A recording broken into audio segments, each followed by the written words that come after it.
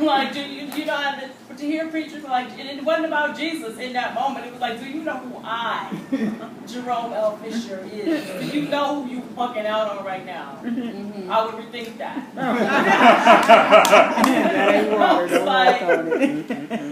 I was a kid, like, but when, and the way he used words, and so I grew up copying Jerome Fisher. And now I can't un-Jerome Fisher myself. So, and when I'm nervous, there's a way, like, it's not a nervous, but like when I'm in it, it's a way, it's a, you know, and that was all Jerome Fisher.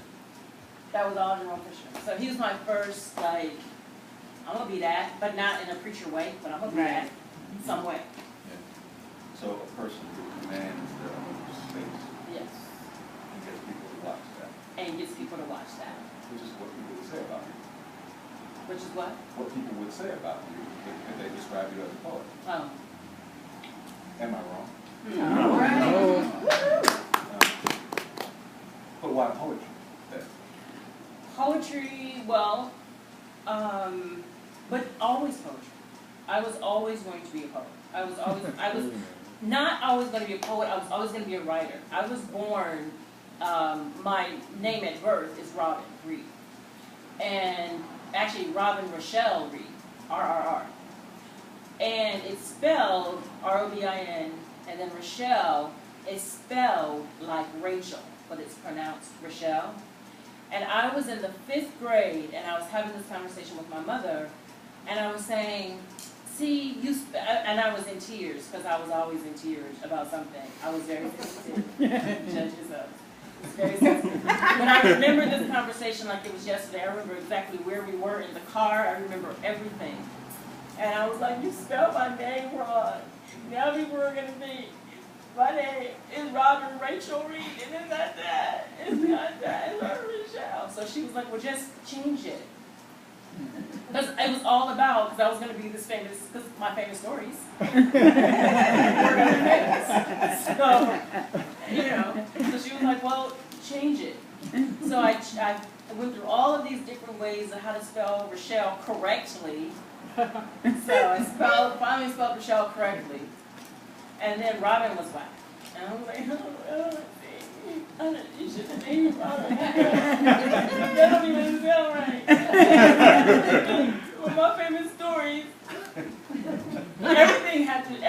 everything connected me with my famous stories. So, but it was my famous stories, and then I remember I had an awful teacher in the 11th grade. I don't remember her name, but she was awful. And I wrote this poem that I thought was pretty cool. And it was about, because remember I grew up in a Baptist church and everything was about you're going to heaven or you're going to hell, and that's it. Mm-hmm. And you live for heaven or hell, and that's it. Right. So it was about me going to heaven. And which I just thought the poem was a really good poem about me going to heaven, and I just pulled from what the preacher said. You won't be no more crying, won't be no more dying, ain't no study war no more. All this stuff. Not that I studied war, I never understood that phrase, but I never understood that. But it was all in there, and so like I gave it to her, I handed it in like, bam. Try, you've read the rest, bam. And she called my counselor. I'm thinking, because my poem was so crossed, right? She called my counselor because she was like, something's wrong with her. Oh, wow. I think she's depressed. I was, but that wasn't her call.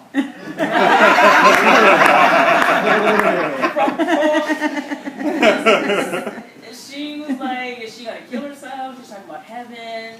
She said, I'm going to heaven right now. She's not studying war anymore. I don't know. So, but that was the poem that had me go, okay, I think maybe I could do this. Like, maybe I could do this. And then spoken word, like talking, I was in the choir. I was the president of our youth choir. I can't sing a note, but I was the president of the choir.